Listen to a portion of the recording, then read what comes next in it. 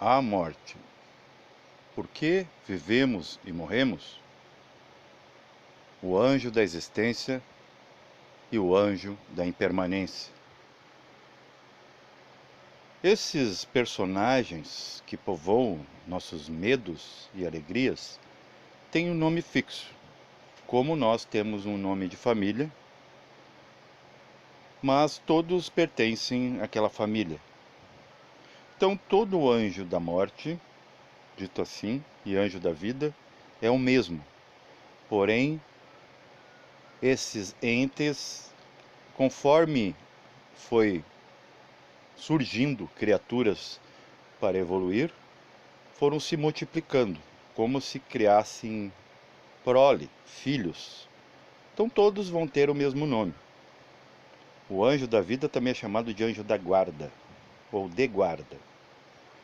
Gabriel, ligado à lua, que é anjo da guarda da terra. Azael é o nome do anjo primordial da morte. Então o universo já foi feito para estragar e consertar.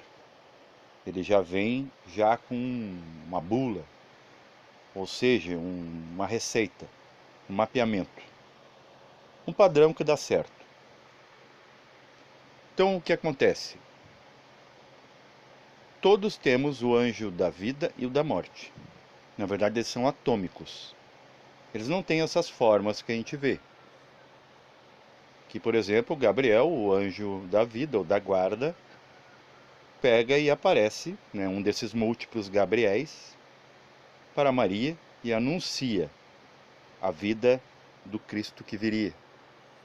Então eles são anunciantes, mensageiros. E assustam, né? E nós, como cães, atacamos esses carteiros. Muitos não querem viver e outros, muito mais, não querem morrer. Então a gadanha aqui é o símbolo, no caso do anjo da morte,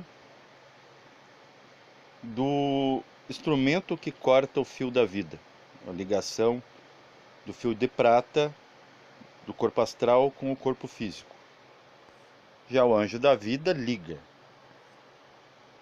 E esses saem de cena a cada vida, ou melhor, a cada morte. Mas são sempre os mesmos. Então eles nos acompanham a vida inteira. Nunca mudam, sempre são os mesmos. E para quem pensa que a morte tem uma voz aterrorizante, não. A voz da morte é como daqueles que tentam iludir. É muito suave, correção linguística, né, fala manso, para que você, né, não corra. E por que devemos perecer ou chegar lá? Já o anjo da vida tem voz de trovão. Até tem um exemplo de Moisés subindo o monte e vem com tábuas da lei e ele diz que ouviu a voz de Deus. Na verdade é o seu anjo da guarda, que é o guia, esse que traz o conhecimento. Ele é parte do nosso próprio ser, tanto a vida como a morte. E nós já temos dentro do nosso corpo físico, por exemplo, o prana vital, e também temos as bactérias no plano físico que darão conta de dissolver o corpo. E por que o corpo se dissolve? Por que viremos gás? Nos perdemos no ar? Porque, como eu falei em outro vídeo, estamos vivendo o ar. Até mesmo o bruto deve se sutilizar. Se não nos utilizamos em compreensão, a matéria paga o preço. E vai acontecer então. Então perceba, para dar inclusive um rosto mais romântico, glamorizado para a figura da morte, a figura do corpo morto, agora vocês têm uma compreensão filosófica. Percebam, abstrata, disso que a gente vê como morte, como ruim. Isso que povoa nossos medos e fugimos. Mas a vida também é dura, né? Quem tem medo da morte deveria ter medo da vida. Porque a vida física, principalmente, é onde estão as guerras, as desavenças, é onde estão as doenças e a própria morte. E o que é a vida? Para nós entendermos a morte. A morte é uma sutilização, vamos dizer assim, uma transformação obrigatória, já que não podemos morrer por si. Fugimos disso, porque não compreendemos. A vida é nada mais do que sensações. Então nada que está dentro dessa lista de sensações pode estar errado. O que está errado é a qualidade que damos para essas coisas. Como as usamos. Por exemplo, a vida física ela é a sensação do prazer sexual, do prazer do sabor, do prazer da diversão. Também nos aprazamos da própria tristeza, né? Nos considerando vítimas, nos vitimizando, né, com pena de nós mesmos. Isso é muito bom para a maioria das pessoas existentes. Então, tudo deve ter um fim. Esses anjos ou entes inteligentes ou inteligências é o que garante que o universo tenha trabalho e descanso. Então a morte é um descanso. E ensaiamos a morte nesse ensaio da própria morte, que é o sono, e não percebemos. Dizemos, sonho é bobagem, é fantasia. Não, aquilo ali é vida, e vida póstuma, já acontecida em vida vivida. E dentro dessas sensações da vida, inclusive o medo, para muitas pessoas dá prazer, por isso que você paga caro para ver TV, filmes de terror, né, noticiários policiais. Nós nos deleitamos com sangue alheio. Perceba que você está caminhando na rua, você não é socorrista, você não é médico, você não é nadaísta, e algo lhe atrai, chama atenção, é o ego querendo entender o mundo dele. E você vai lá ver a desgraça alheia, e até atrapalhando as autoridades de operar sobre aquela situação.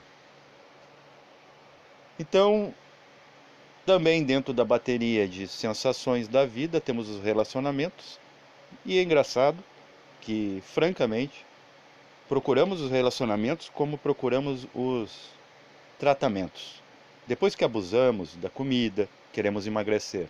Depois que abusamos dos vícios e dos pensamentos repetitivos, das baixas emoções, a gente vem procurar alguém para resolver. E pagamos caro por isso. No caso do relacionamento, o que estamos procurando mesmo? Se for colocar em uma ótica egóica, de ego, de individualidade, estamos procurando compartilhar sofrimento. Da mesma forma, quando você é atendido por um psicólogo, ele nada pode fazer. Ele vira todo ouvidos, não podendo resolver, ele te empurra para o colega psiquiatra, que vai te bloquear, né? Simplesmente só vai bloquear com medicamento, com química pesada, que vai ser ainda paliativa, se não placebo, para que seus neurônios não sinapsem mais emoções e pensamentos. Então percebam como tudo é tão mecânico e superficial. Então quando a gente está compartilhando, né, nisso que é relacionamento, na verdade estamos fazendo trocas de sofrimentos, porque nós não conseguimos nos satisfazer com nós mesmos. Perdão. Ainda dentro disso, vamos entender por que tudo acaba. Por que deve acabar? Porque tudo tem um início e tem um fim. Cada vez que você trabalha, você necessita de descanso, porque o trabalho ele exige combustível, gaste de energia, queima do fogo interno.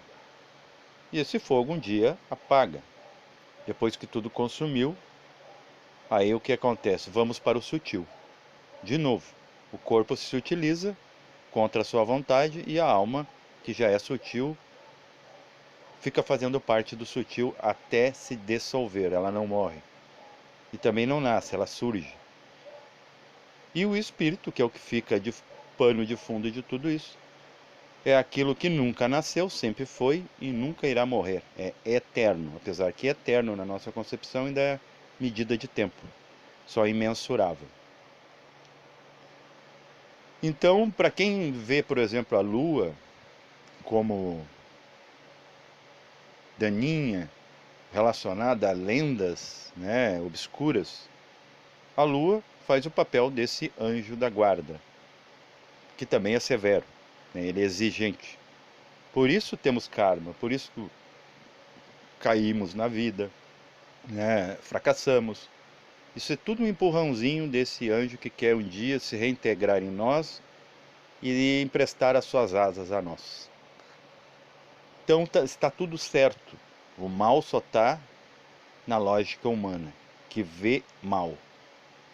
Para o universo nada está acontecendo de bem nem mal, ele é neutro. Ele passa por cima, ele vai fazendo. O universo é para a frente e para o alto em frequência. É trabalho. Descansa um dia também. Existe também a morte do universo. Deus está morto, como diz Nietzsche. Mas Nietzsche quis dizer que Deus, que seria essa compreensão em nós, está quietinha no túmulo do corpo, sepultada ali no coração. Quando falamos a palavra morte, mor está relacionada a morfo, forma. Então só o que morre é a forma, só o que se desfaz. Porque tem que ter uma forma para morrer, se desfazer. E o que é o antagonismo, o contrário de morte? É o amor, a atração, é o que faz viver. A morte, então quer dizer, amor é o contrário de morte, negação daquilo que se desfaz. Então quando você dizer que o amor acabou, então não foi amor, já estava morto. Você estava apenas com a forma e não com a essência. Percebam isso. Então tudo caminha para a destruição, porque na destruição acontece o adubo dessa evolução. Pode ver que todos os conceitos, todas as épocas, tudo muda, a moda, conceito científico, conselho religioso, qualquer coisa. Trocamos de pessoas, trocamos do próprio corpo. Nosso corpo a cada 7 anos ele morre sem a gente ver. Celularmente, vamos largando nossos despojos por aí, nossos restos mortais celulares e para outros vivos passar por cima. Nem vemos. Então perceba como tudo isso é simples. Só o que deixa complexo é a nossa percepção de cérebro, que teme deixar de existir, porque o cérebro desconhece que ele tem outras alternativas. Há cérebros pensantes em 7 corpos. Para que mais que isso?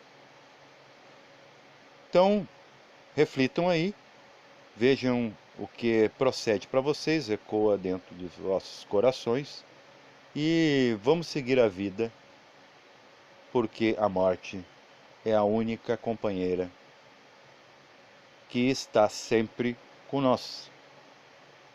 Para quem teme a morte, vai temer companhia.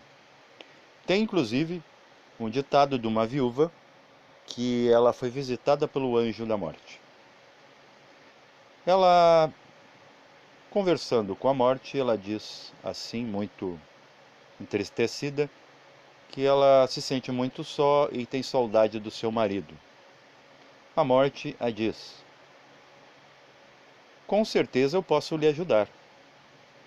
Vou passar a mão sobre sua cabeça e você não se sentirá mais só.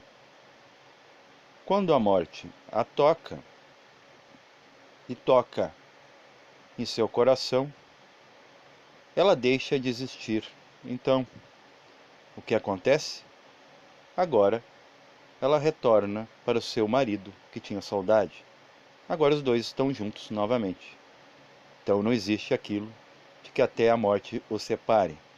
A morte, inclusive, une. Paz reverencial a todos, porque a morte une a tudo.